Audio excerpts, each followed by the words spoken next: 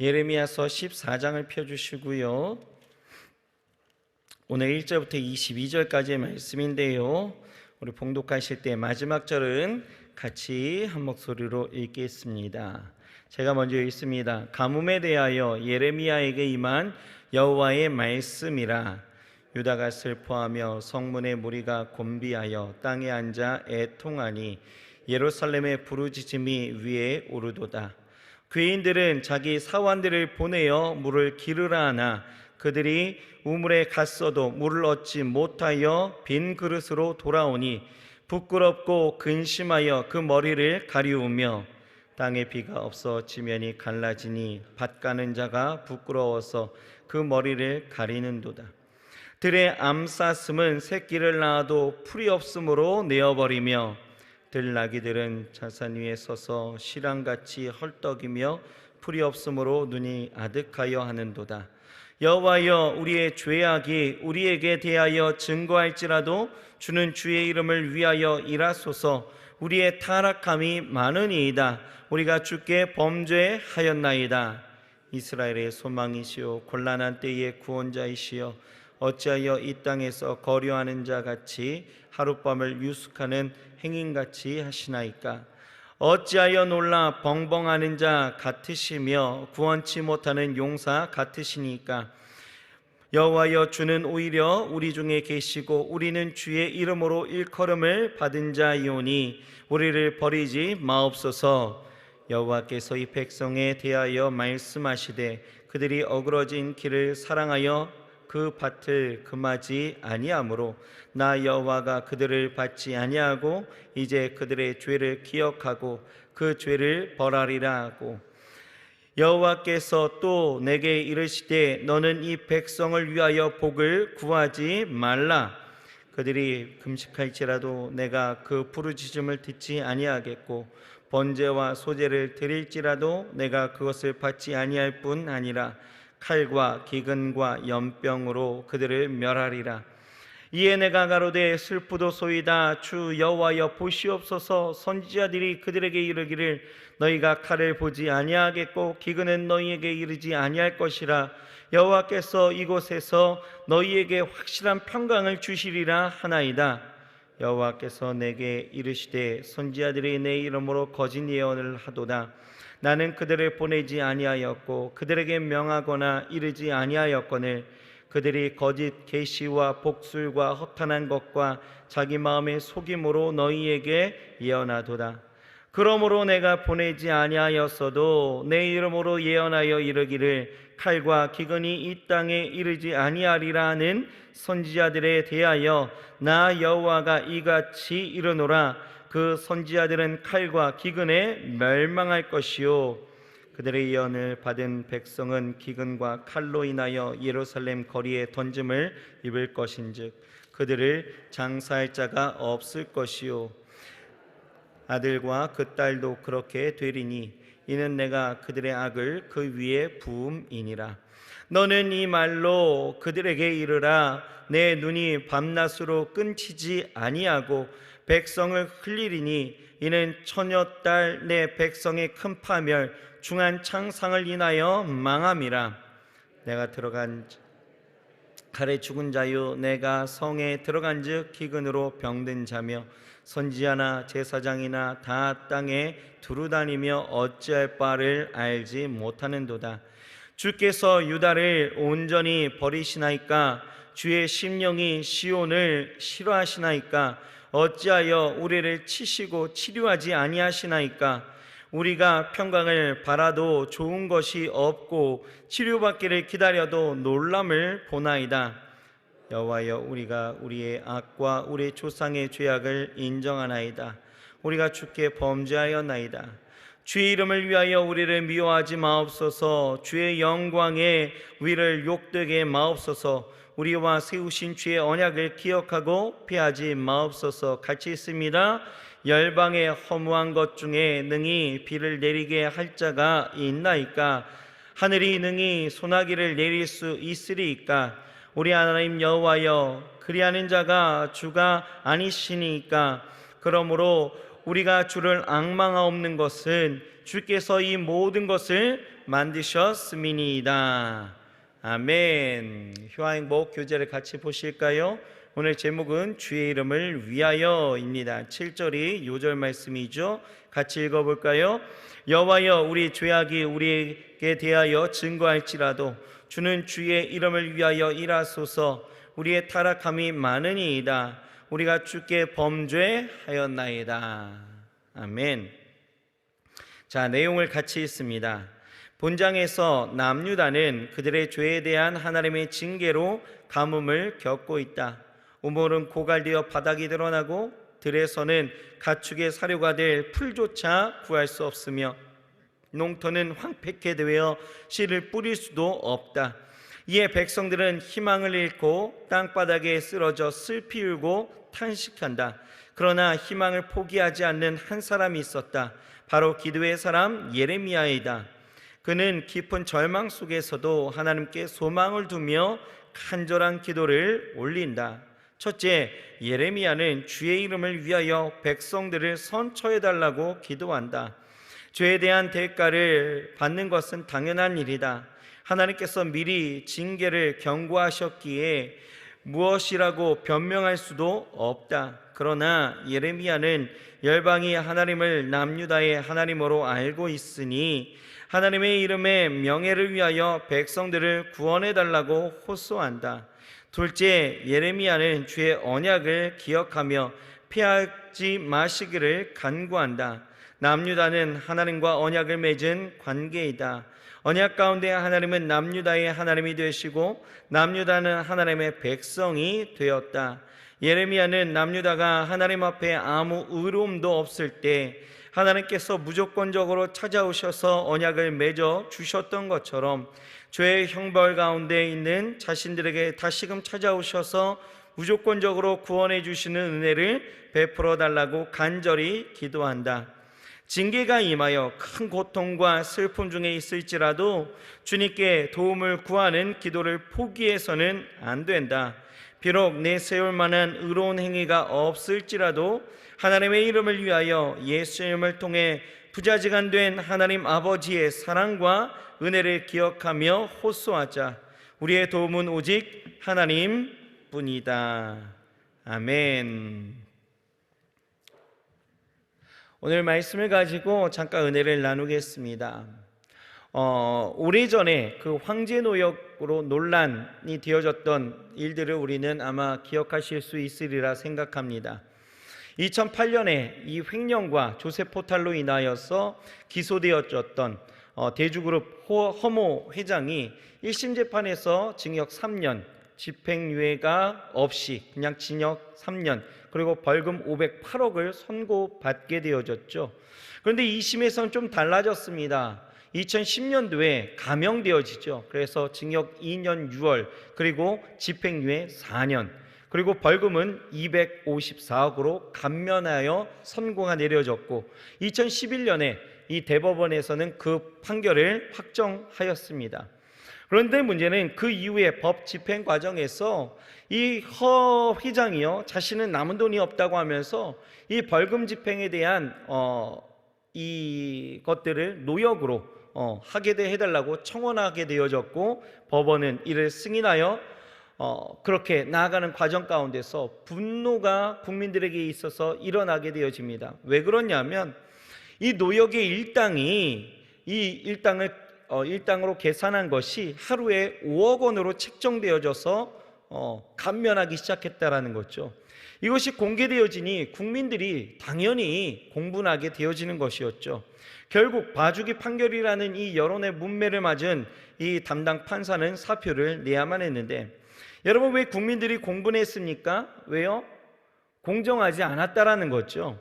법 집행의 공정성이란 뭡니까? 죄를 지은 사람이라면 응분의 대가를 치러야 된다라는 것 아니겠어요? 그런데요, 이런 생각은 성경에서도 분명하게 나타나 있다라는 것이죠. 성경에 죄에 대한 이 언급을 보게 되었지만 하나님은요, 우리를 끊임없이 용서해 주시고 자비를 베푸시는 은혜의 하나님, 용서의 하나님으로 우리에게 나타나 있습니다. 하지만 그 기저에는 죄에 대한 대가를 철저하게 지불하시는 하나님, 자비를 베푸시는 하나님이시지만 또 그 심판까지도 그 분명히 그 안에 내포되어져 있다는 것을 우리는 보게 되어지죠. 여러분, 하나님은 분명 자비와 사랑의 하나님, 용서의 하나님이십니다. 하지만 우리가 간과해서는 안 되는 것이 하나님은 심판하는 하나님이심을 잊지 말아야 된다는 거예요. 보세요, 다윗이 우리아의 아내를 범하고 우리아마저도 죽게 했을 때에 나단 선지자를 통해서 그의 죄를 통렬하게 지적하게 되어지자 다윗은 하나님 앞에 철저히 회개합니다. 이때 하나님은요, 그를 죽이시지 않으셨어요. 버리시지 않으셨다라는 거예요. 자비로 용서하셨다라는 것이죠. 하지만 용서하셨다라고 해서 죄의 대가까지도 묻어주지는 않으셨습니다. 하나님은 그것에 대해서 이 다윗을 심판하게 되어지죠. 어떻게요? 칼이 내 집에 영영이 떠나지 않고 집안의 분란을 통해서 다윗의 철을 다른 사람에게 주어서 그 사람이 백주에 이스라엘이 보는 앞에서 이 다윗의 철을 겁탈하는 일이 일어날 것이고, 또 바세바를 통해서 난 이 아이까지도 죽게 하셨다라는 거예요. 그런데요, 이런 모습은요, 비단 다윗뿐만 아니었다라는 것입니다.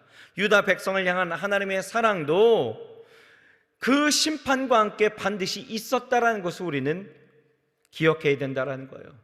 오늘 본문 10절의 말씀을 보실까요? 10절 같이 한번 읽어봅시다.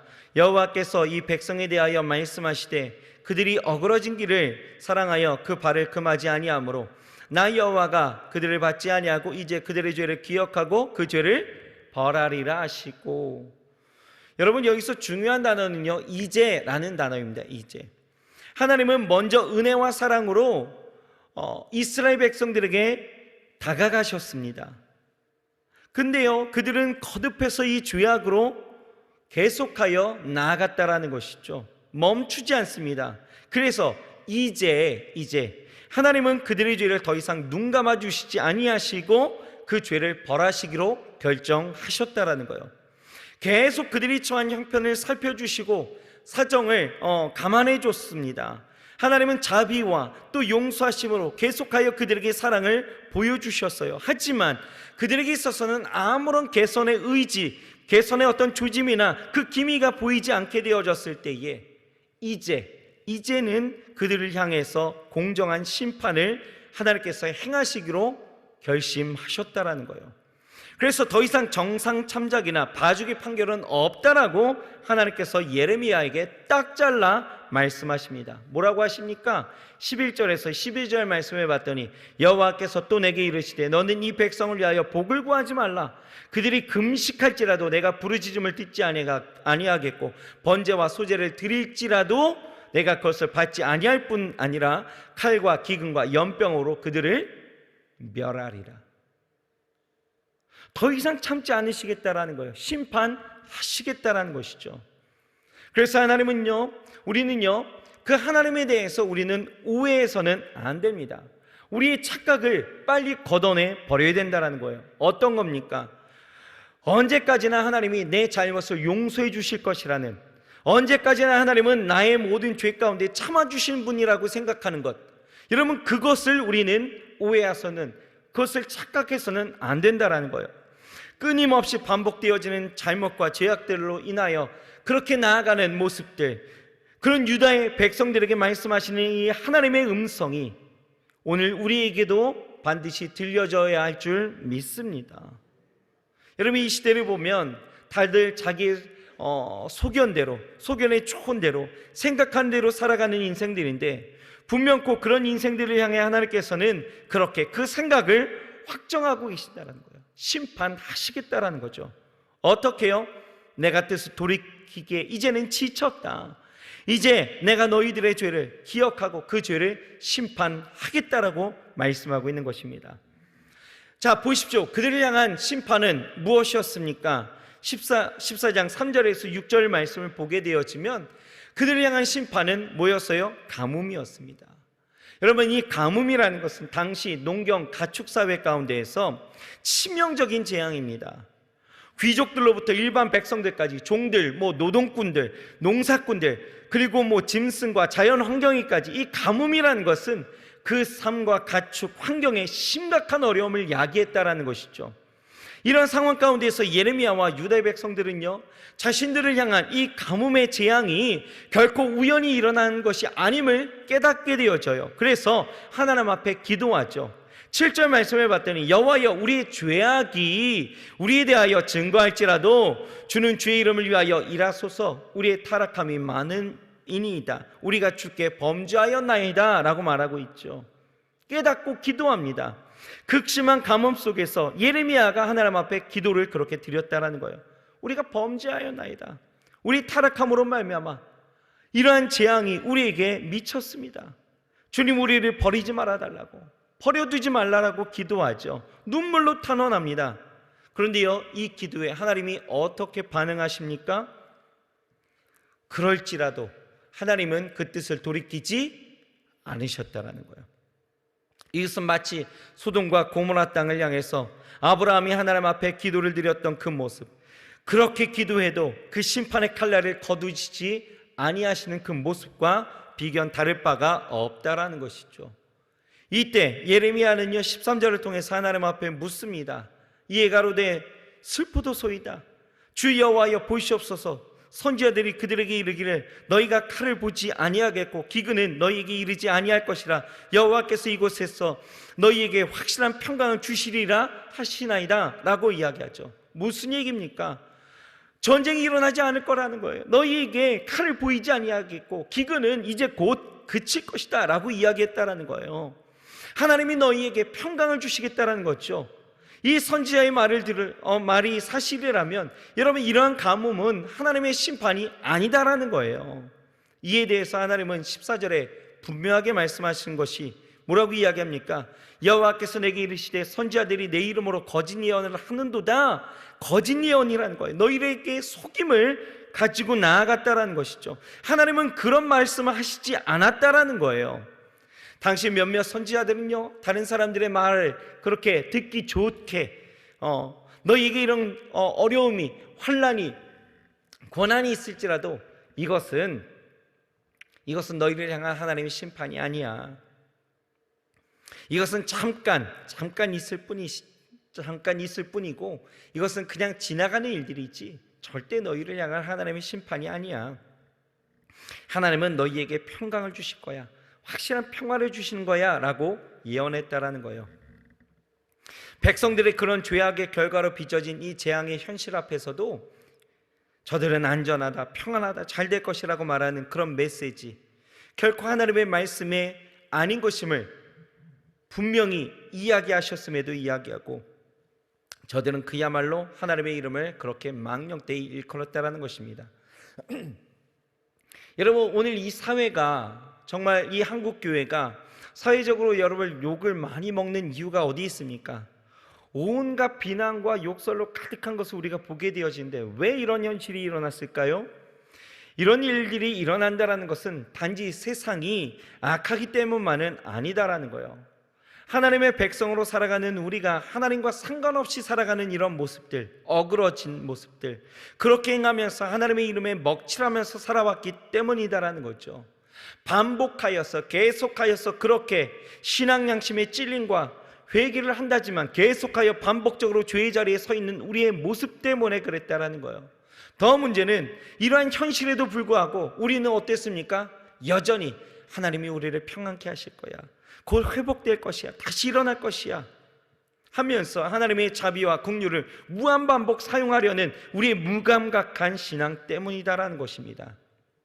여러분, 마냥 괜찮다, 그냥 곧 좋아진다, 근거 없이 곧 회복될 것이라는 그런 말에 여러분 속지 마시길 바랍니다. 하나님의 말씀에 근거하지 않은 것은 아무것도 아니다라는 거예요.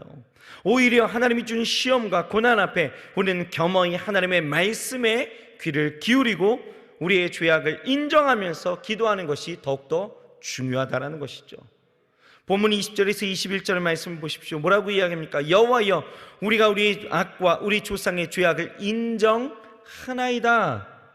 우리가 주께 범죄하였나이다. 주의 이름을 위하여 우리를 미워하지 마옵소서. 주의 영광의 위를 욕되게 마옵소서. 우리와 세우신 주의 언약을 기억하지 마시고 피하지 마옵소서. 이 예레미야의 기도가 여러분 깨어지고 무너진 우리의 삶의 자리에서 드려야 될 기도인 줄 믿습니다. 그냥 마냥 괜찮다, 평안할 것이다. 괜찮을 것이다. 여러분, 물론 하나님이 우리에게 그 사랑을 베푸시는 것은 확실합니다. 하지만 이것에 속아서 그냥 마냥 무한반복적으로 우리가 이것을 사용한다라면, 하나님의 심판이 있음에도 그것을 깨닫지 못한다라면, 여러분, 우리의 삶은 멸망의 길로 갈 수밖에 없다라는 것입니다. 그러므로 항상 여러분, 우리는 하나님 앞에서의 삶이 내게 드려진 이 고난과 아픔과 이 현실 앞에서 우리가 할 수 있는 것은 무엇입니까? 항상 하나님 앞에 회개하며 우리의 죄악을 인정하면서 나아갈 수 있어야 된다는 거예요.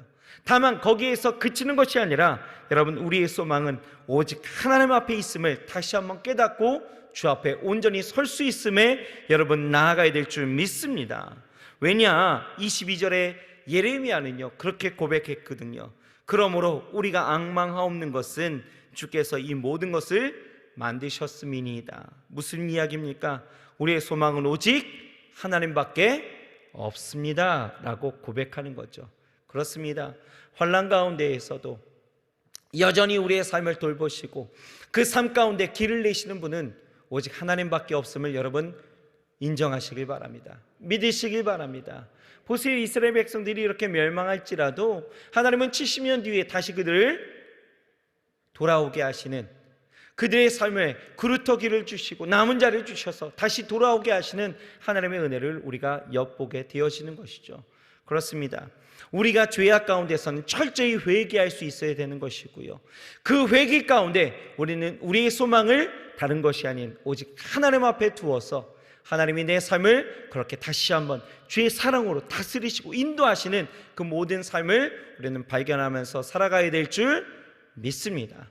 오늘도 우리의 소망 되신 예수 그리스도, 우리의 삶의 모든 것 되신 예수 그리스도 앞에 우리의 삶을 다시 한번 맡기시고, 혹여나 어려움들이 있다라면 다시 한번 죄악 가운데 하나님 앞에 우리의 죄악을 인정하고 하나님 앞에 회개하며 나아갈 수 있는, 그래서 다시 한번 그 자비와 긍휼을 얻어 나아갈 수 있는 저와 여러분들의 삶이 되어야 할 줄 믿습니다.